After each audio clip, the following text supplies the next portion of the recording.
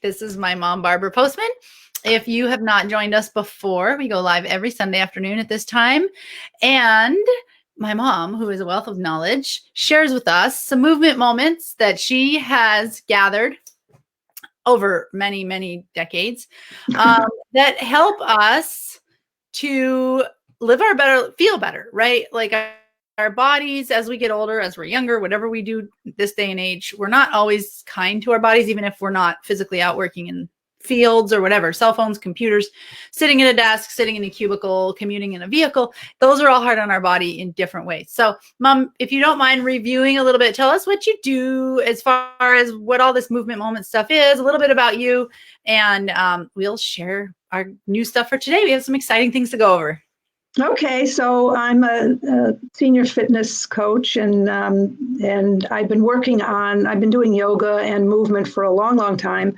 And I've been very interested in recent years with, there's a whole bunch of teachers who talk about natural movement and the movement that you're doing when you're not exercising. And so to me, that's become sort of my passion. And if you don't mind a little body nerdness, especially today, I'm going to be talking about the feet. And I really I love to get into the details. But in any case, the thing is, even if you do jog or run or do a fitness or a high intensity training or anything that you do for your training, if you do fit that in once a day, 3 times a week, whenever, you're still mostly sitting and being basically sedentary the whole rest of the day. We can't help it. I mean, our culture has given us everything is very convenient and we don't have to move. We don't have to move to do anything. But our bodies were designed to move. And so that's what the whole natural movement is about. And what I've started this program called Movement Moments. And it's those moments that you can stick in, that you already have, and that you fit in the exercises while you're doing something else in a true stacking of your life, kind of getting double bang for the buck out of it. So that's, so we've been giving a bunch of hints and suggestions in the last several weeks, and we'd love to hear from everybody with any questions or any comments or any ideas. So there you go. Yeah, I love it. So quick tips. If you're watching and you have questions, we always love to hear from you as far as if you have anything you want us to go over. If you're watching the replay, we'd love to hear from you as well. I know that live, we only catch a fraction of the people who actually see it. So because I hear from people throughout the week until next week. So we love that. So if you're watching the replay, let us know where you're watching from. If you're watching it live, we'd love to hear where you're watching from as well. And Mom, I know that it took you a while to get over the hump, but tell us, you got started in this movement, really passionate in senior movement. Tell us how old you are and how your personal story. I'm not trying to, age is a magical number, right? It's all up here and how you take care of yourself. Hey, Megan, how are you? How you take care of yourself, but you should be really proud of your age. I'm proud of my age because I'm actually taking better care of myself now than I used to. In most ways, nobody's perfect, right? But the thing is, you've been able to overcome some things that have happened to you with these exercises, even at your age. And that's amazing. And it's, yay, Megan's in Virginia. So Megan, this is my mom in Vermont. Megan grew up in Vermont too. It's pretty cool. Anyway, Mom, tell us really quickly and then jump into the feet. We love talking about all these different things. Well, basically, I realized not too long ago, I'm going to be 77 in January. And as time goes on, as we all know, we lose the ability to do things and we lose mobility and we lose strength. But most of that is really not inevitable. The main reason we're losing our strength and flexibility and ability and endurance is because we don't use those muscles. And it's very simple. The older you get, you lower your expectations for what you're able to do. Well, I was fairly late having children. Robin was my first, and I was 30. I was later. And I want to keep up with my grandchildren, and I want to be able to do the things that they like to do. And there's really no reason why I can't. And I've seen that. I had some issues with my hip and both different hips and knees and everything in my hands. And I found that if you just address them and you move and strengthen, it's really amazing. It's very empowering because if you start feeling like, oh my God, my hip is hurting. I'm so old. I'm never going to be able to do XYZ again. It just simply is not true. You can get over it, most of that, even if you have arthritis and all those kinds of things. So anyway, I'm really so convinced of this, and it's worked for me. So today I'd like to talk about feet, and this is one of my very favorite subjects. So excuse me if I go on a bit, but it's again the same theme. We were built a certain way in our body, and we haven't, we changed the way we live in very, very recent times in terms of evolution. So our feet are incredibly strong, functional, and mobile. You're really meant to use your feet the way you use your hands, and not wear shoes. I mean, our feet have 26 bones and 33 joints. Now, obviously, we wouldn't have all that if our feet were made to be basically a cast, which is what they're in when you're wearing rigid shoes all the time. And for some reason, we got started doing this even at a very young age. Our babies start to walk and we immediately put shoes on them, which is really wrong, because the feet tell you where you are, and they feel the ground, and they help you balance, and all of those things. And the other thing is that if you put shoes on that have a heel, you immediately, if you think about it, I'm going to show you this. Okay, here you are flat. If you raise yourself up, you basically would go like this, but we don't, because we have to balance. So we lean back, and we twist our bodies in all sorts of ways, because we're not flat to the ground. And we do this, I've done it for 70 years, and that has its toll on your lower back, on your spine, and everything else. I started going to minimalist shoes, and it's been a long transition. You can't automatically, you've been wearing heels your whole life, you can't automatically go to flat shoes all the time, because your body has to readjust, but it's very possible and very much a good idea. Excuse me. So I'll give you a few things to give your feet some love, which they need, because let's face it, who carries you around all the time? That's your foundation, right? And if you go through walking and you don't think about your feet, maybe I do, because I've had some foot issues. It's my own fault probably, but shoot up some hearts and just drop in the comments if you have dealt with foot issues. The more I talk to people, plantar fasciitis, neuromas, bunions, etc. Yeah, flash alert: bunions are not necessary. You don't have to inherit bunions.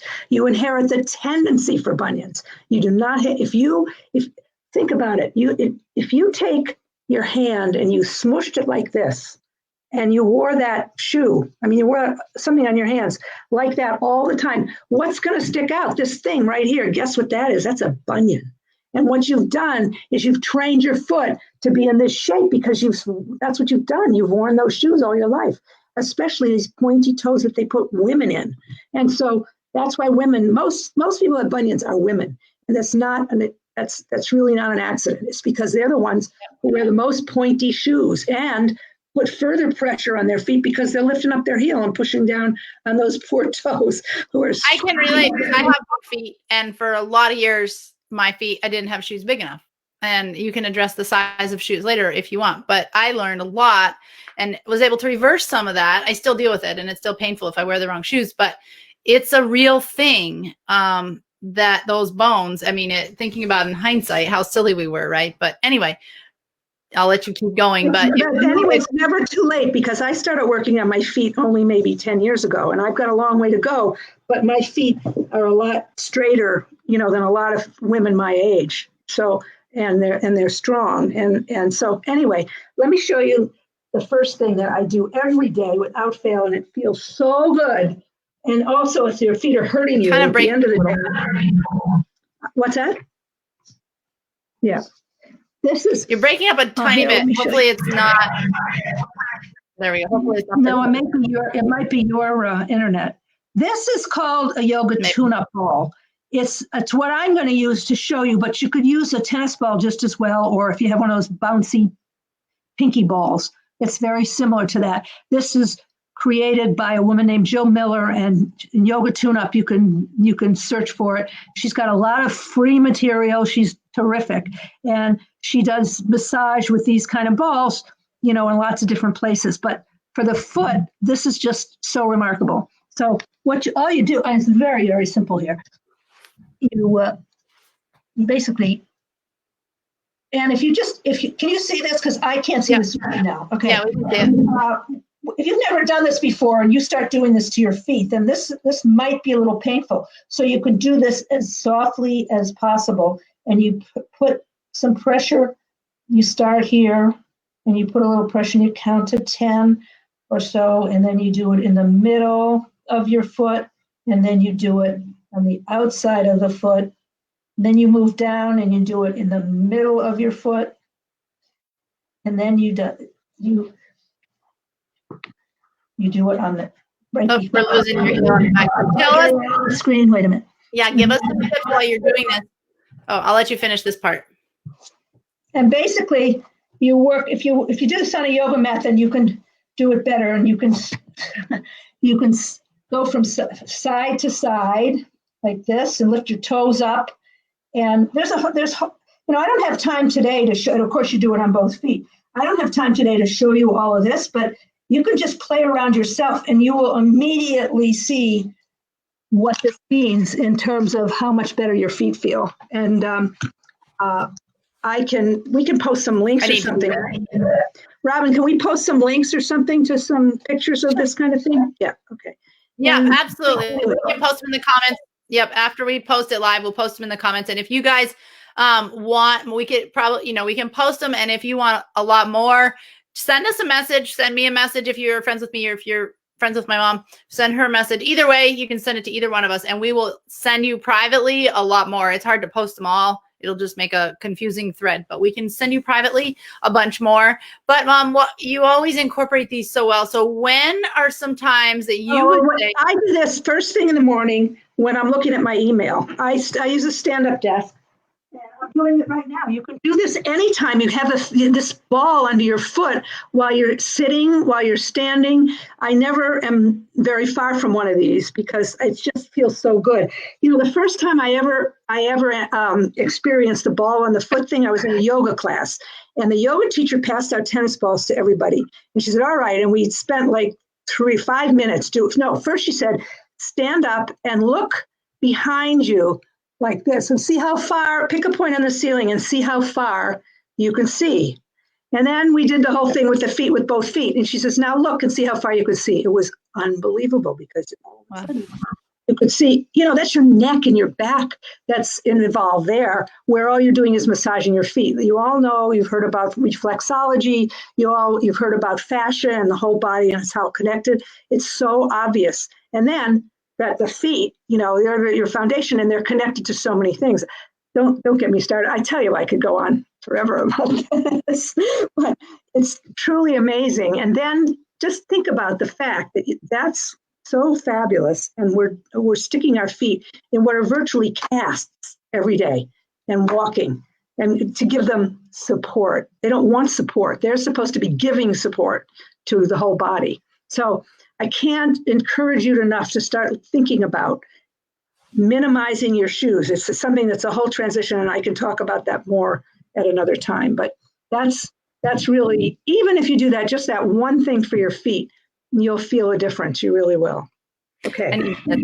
See, these are great tips for me too. I've been trying to incorporate them myself. I'm learning every week as well. And so I definitely need to have a ball more handy because I never sit down. So I should always have. No, you don't have to sit down. You can do it while you're standing doing all sorts of other things. You just have the only problem is, the balls are underfoot. So you have to watch, you make a mess with I have all these little things scattered around the house and, and I have a husband who's very neat. So sometimes I have to hide them. But anyway, we're getting late. I don't know how much more you want me to go on. Maybe I'll just. I think that's great. I think if people are watching, we've had a lot of people watching this whole thing, and thank you all so much for staying with us. As you can see, my mom is an absolute wealth of information, and we are working on some really fun things for the first of the year. But next week, make sure you're on here. Maybe we'll continue on feet next week because I didn't even get to half of what I wanted to say, and they're so important. Yeah, we can continue the foot thing. If you guys have some personal experiences with feet you want to share privately that you want us to just kind of address, maybe how you could We can take 2 people, and my mom can talk about a few exercises maybe. But here's the thing. We are going to have some opportunities for you guys to learn more. There's going to be some fun drawings, and we're working on some more stuff for the first of the year. But if you think of people while you're watching this, feel free to share it with them, tag them in the video.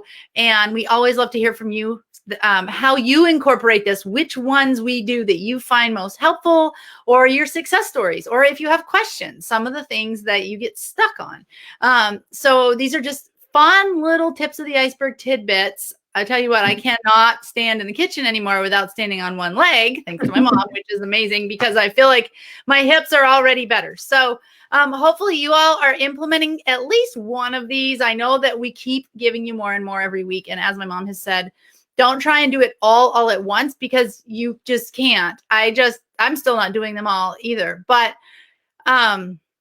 pick one and try it and give it a chance to work. And Mom, do you have any closing things? We just really thank everybody for jumping on with us. Yeah, I'm really, thank you so much for watching, and just think about your life and try to figure out creative ways that you can fit in some of these juicy movements that will give your body what it needs and not really have to take any extra time. It's not like, oh, I got to do my routine. So it does work. It's a lot of fun too to try to fit it in. You feel like you're getting away with something. I know you're making them all supposed to cram a lot into a day, which is everybody, right? Right, so right. Even if you're sitting watching TV, don't just sit there. If I'm working, sometimes I do sit down. Sometimes I work standing up at my computer. It just depends, but I'm always stretching or moving. But find those things. And if you need help, if you need suggestions, shoot us a message. We can figure out how to brainstorm with you. So thank everybody so much for jumping on. It's always great to see you. Have a fabulous week, and we will see you next week. Same time, same channel. Thanks, Mom. Thank you, honey.